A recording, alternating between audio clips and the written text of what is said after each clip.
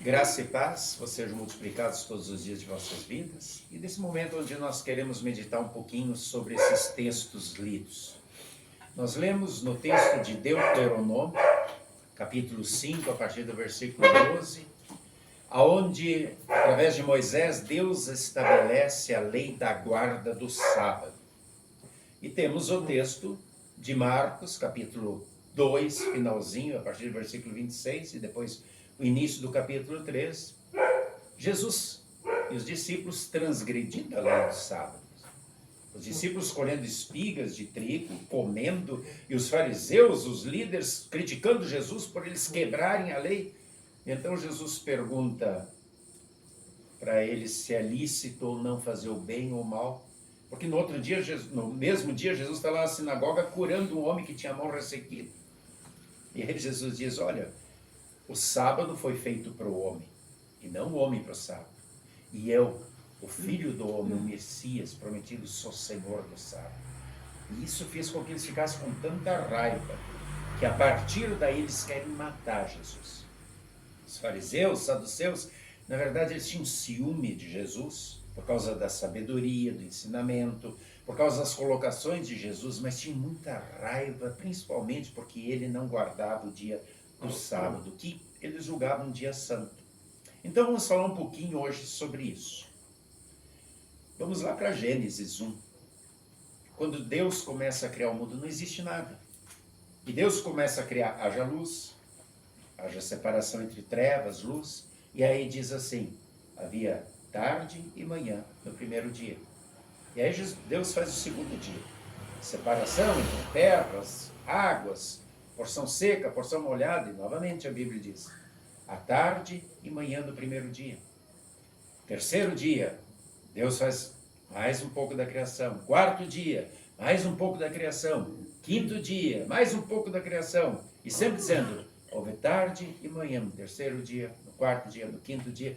E quando chega o sexto dia, a Bíblia diz assim, Deus cria todos os animais selvagens, animais domésticos, e por fim, Deus então falando com ele, o Pai, Filho e Espírito Santo, a Trindade diz, agora façamos o homem, a nossa imagem e semelhança. Então ele pega o barro, molda um boneco, sopra, dá vida a Adão, e aí logo diz, agora Adão, você vai dar nome para os animais. E aí Adão começa a dar nome para os animais, vai passando, e ele, todo mundo é macho e fêmea, eu sou macho, cadê a fêmea? Não tinha ninguém que combinasse com ele. Aí Deus faz ele dormir, tira uma costela, e dessa costela faz a mulher, e diz, aí está. E aí Adão dá o nome para ela de varoa, de mulher, de Eva, e diz assim, da minha carne, do meu osso, dos ossos dos meus ossos, ela foi tirada, é a minha companheira idônea. E aí, Deus diz, a Bíblia diz, tudo era perfeito e bom, houve tarde e manhã no sexto dia. E aí a Bíblia diz assim, e no sábado Deus descansou. Notaram uma coisa? Em todos os dias, a Bíblia diz que houve tarde e manhã no sábado, não fala disso. Interessante. Apenas diz que Deus descansou e santificou aquele dia porque é o dia do descanso. A palavra sábado significa descanso, ou seja, Deus parou de trabalhar. E a Bíblia diz que agora o ser humano deveria cuidar daquele jardim. Esse era o trabalho do ser humano, só cuidar. Mas não tinha nada para fazer. Era só pegar a fruta e comer. Não precisava, os animais estão brigando aí, eu vou separar. Não havia pecado. Tudo era perfeito. Tudo em harmonia. O que o ser humano precisava fazer? Viver em harmonia. Com quem? Com Deus. Ali diz que Deus santificou esse dia, parou de trabalhar. O que é Deus santificando o dia do descanso? É tendo a presença dele junto com Adão e Eva. Nós estamos juntos aqui no paraíso agora para sempre. Agora vocês vão viver de forma perfeita, nós vamos viver como uma família, eu fiz isso aqui tudo para vocês e eu vou estar aqui com vocês. A santificação é a presença de Deus. Não havia pecado, só havia pureza. E nós não sabemos quanto tempo isso durou. Sabemos que em determinado momento, Eva e Adão dão ouvidos ao diabo, que através da serpente diz para eles comerem do único fruto que eles não deveriam comer. E a partir dali acontece o caos. Porque Deus disse, não comam desse fruto, porque no dia que comer vocês vão morrer. E naquele momento eles são expulsos do paraíso. E aí começa uma outra história. Aí Deus diz assim, agora a terra vai produzir espinhos, cardos, abrolhos. Vai ter enchente, vai ter seca, vai ter tornado, vai ter furacão. Porque até agora vocês dominaram a terra. Agora a terra vai se voltar contra vocês. E agora vai ser duro. E até que um dia vocês vão voltar da terra, porque do pó vocês foram trazidos e do pó vocês voltarão. Vocês escolheram o caminho da morte. Olha como quebrou toda a harmonia. Por isso que a Bíblia diz que a terra, a natureza, geme e suporta o ser humano. Entretanto, Deus não abandona. Logo depois do primeiro pecado, Deus promete o Messias, o Salvador. Alguém que vai dar a sua vida em nosso lugar, no lugar dos seres humanos, para que o ser humano não precise morrer eternamente, ficar eternamente separado. E aí, todo o Antigo Testamento, todas as profecias apontam, um dia ele vem. Um dia ele vem. E quando ele vier, acabam as nossas dores, acaba o nosso sofrimento. Por quê? Porque vai acabar o pecado. E nós novamente vamos poder estar com Deus para sempre, assim como estávamos no paraíso. Só que o ser humano sempre de novo vai pecando, vai se voltando contra Deus. E aí nós vamos para o texto de Deuteronômio, aonde o povo estava lá, escravizado no Egito. Deus manda Moisés e Arão soltarem aquele povo. Deus manda 10 pragas que acaba com os egípcios, que mostra o poder de Deus. Deus abre o mar para o povo atravessar. E agora, 3 meses depois, o povo está atravessando o deserto, Deus todo dia dando água, no deserto não tem água, mandando maná, dando codornas, faz uma aliança. E leva o povo lá para o Monte Sinai, onde através de Moisés ele dá uma série de recomendações e leis, estabelece uma aliança. Ele havia feito uma aliança com Adão e Eva, não deu certo. Fez uma com Abraão e agora também foi quebrado. E agora estabelece uma nova aliança e dá 10 mandamentos. E entre esses 10 mandamentos, acabamos de ler, guarde o dia do sábado, que é o dia do descanso do Senhor. E lembra que tu estava escravo aqui no Egito. E Deus te libertou. Então tu vai trabalhar 6 dias. E aí vem sábado, um dia de descanso, onde tu não vai trabalhar. Onde tu vai te dedicar ao Senhor, porque é o dia santificado ao Senhor. É o dia de louvor, de adoração, de dar glórias a Deus, de estar junto com Deus, assim como era no jardim, onde vocês ficavam o tempo todo. E pecar. Então, lembrando, façam isso um dia. Lembrando que um dia vocês estarão com Ele novamente no sábado eterno, no descanso eterno, onde não haverá mais dor, não haverá mais choro, não haverá mais fome, não haverá mais miséria, não haverá mais necessidade da intervenção de Deus, porque vocês vão estar no descanso eterno, na presença de Deus para sempre, como era no paraíso. Então, façam isso.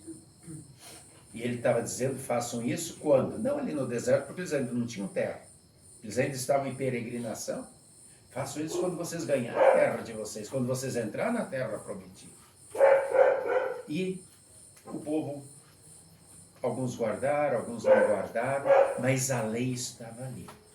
E é por isso que os fariseus e os escribas ficam tão chateados quando Jesus, no dia de sábado, permite que os discípulos trabalhem, escolhem as espigas, eles moem as espigas e eles comem. E Jesus cura, não podia fazer nada, era um dia guardado só para louvor e adoração.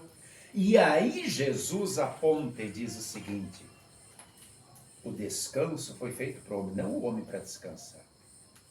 Não. O sábado foi feito para o homem.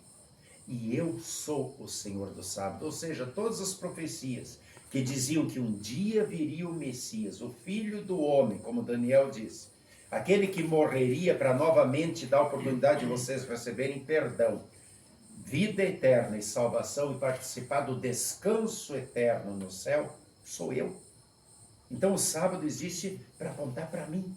E vocês só vão entrar no sábado eterno, no descanso eterno no céu, se passarem por mim, se crerem em mim. E isso doeu muito neles. E isso fica bem claro quando o apóstolo Paulo, depois, lá em Colossenses 2, 16 e 17, diz assim: ninguém vos julgue por causa de comida ou bebida, dias de festa, lua nova ou sábados. Porque isso tudo era sombra que apontava para quem viria. O que importa é o corpo de Cristo. O que é uma sombra aqui? Nós temos uma sombra no chão. A sombra é nada. A sombra apenas aponta que tem alguém aqui. Então, aquilo tudo era sombra, apontava, guardem isso tudo, não comam isso, não bebam isso, guardem o dia de sábado, porque um dia vem Jesus. É por isso que Paulo diz, o que importa é o corpo dele que vai ser pendurado, foi pendurado numa cruz. Foi dado a morte em nosso favor. E agora, nós que cremos, nós que buscamos o perdão dos pecados em Jesus, temos a certeza de que um dia estaremos na glória eterna, junto com Deus para todo sempre, assim como era no paraíso. E é por isso que não importa o dia, o que importa é a gente guardar um dia. E não é para fazer festas, as pessoas acham que é para fazer farra naquele dia. O que Deus queria, o que Deus gostaria que a gente fizesse, é que a gente sim trabalhasse durante 6 dias, sim, mas que no 7º dia a gente lembrasse que a gente pode trabalhar graças a Deus, graças a Ele. Que a gente tem saúde, graças a Ele. Que a gente tem condição de raciocinar e pensar, graças a Ele. Que a gente tem um emprego, graças a Ele. Que a gente tem um marido, uma esposa, filhos, amigos, graças a Ele. E que a gente guardasse um dia para dizer muito obrigado, Senhor. E logo no início, depois que Jesus sobe aos céus, qual é o dia que os discípulos, que a igreja resolve guardar para celebrar o grande culto, o dia do Senhor, o primeiro dia da semana, logo depois do descanso? Interessante que Jesus, ele morre na sexta-feira, no sábado, dia do descanso, ele fica no túmulo, e ele volta à vida no primeiro dia da semana. Isso que é interessante, ele descansa no sábado. Sábado é descanso, exatamente isso. Ele descansa e aí ele ressuscita. E no primeiro dia da semana, o dia logo depois do descanso, o dia logo depois do sábado, é que os discípulos sempre se reuniam para o culto. A gente vê isso em todo o livro de Atos, quando o apóstolo Paulo diz, no primeiro dia da semana, reúnam vossas ofertas, façam a festa do agape, celebre a Santa Ceia. E esse dia era tão importante que a revelação de Apocalipse para João foi dado também no primeiro dia da semana, está lá dizendo. E é por isso que esse primeiro dia da semana, que é o dia em que os discípulos então resolvem sempre de novo se reunirem para a adoração, para cumprirem o sábado, o dia de descanso, o dia de respeito, o dia de adoração a Deus, como era pedido no Antigo Testamento, esse primeiro dia da semana passa a se chamar de Dominus Dei. Dominus é Senhor, Dei é dia. Dominus Dei, dia do Senhor. Traduzindo para o português, domingo. Por isso que nós reservamos o domingo para sempre de novo adorar a Deus. Mas não importa o dia, pode ser segunda, pode ser terça, pode ser quarta, o que Deus quer é que a gente realmente consagre um dia para Ele, de agradecimento, lembrando o que aconteceu e lembrando do que acontecerá, por causa do corpo de Cristo. O resto era sombra. O que importa era o corpo de Cristo ser pendurado na cruz. Por isso que Paulo diz aos Coríntios, quando cheguei em Corinto, não me interessava nada a não ser pregar Cristo, que foi crucificado, ou seja, a lei foi cumprida, a nossa dívida foi paga. Nós agora não vamos mais para o inferno, nós estamos indo para o descanso eterno, para o novo céu e a nova terra. Esse é o grande simbolismo. Então, que todos nós, como cristãos, como filhos de Deus, que confiam em Jesus como seu Senhor e Salvador, guardemos das 24 horas do dia um momento para orar, para conversar com Deus, para agradecer, para louvar a Deus. Um momento para ler a Bíblia, para deixar Deus falar com a gente e nos ensinar sempre um pouquinho mais. Que guardemos dos 7 dias da semana, um dia, para ser um dia especial, para ser qualquer um dos dias, que seja o nosso sábado, o nosso momento de descansar das nossas obras, do nosso trabalho para ganhar o pão, Não, nesse momento, nesse dia, eu quero orar mais, eu quero ler mais a Bíblia, eu quero agradecer a Deus por tudo que eu sou, por tudo que eu tenho, porque eu creio que, através do perdão dos pecados que Ele me dá em Jesus, eu também um dia estarei na glória eterna, descansando dessas obras que tanto me incomodam. Choro, dor, sofrimento, violência, medo, angústia, tudo isso não existirá mais lá, porque lá não haverá mais pecado. Tudo serão coisas passadas e então começa o sábado eterno, ou seja, a minha vida eterna com Deus no novo céu e na nova terra. Que todos nós possamos um dia estar lá. Enquanto aqui estivermos, que levemos a sério o momento do culto, o momento da adoração, o momento do louvor, o momento em que a gente pode se reunir como família de Deus e dizer: Senhor, muito obrigado por tudo que eu tenho, por tudo que eu sou e por tudo aquilo que me aguarda na eternidade através de Jesus. Que assim seja. Amém. E a paz de Deus, que excede o entendimento humano, guarde em Cristo Jesus nossos pensamentos, nossas palavras, nossas atitudes, até o dia em que nós também estaremos juntos na glória eterna no céu. Amém.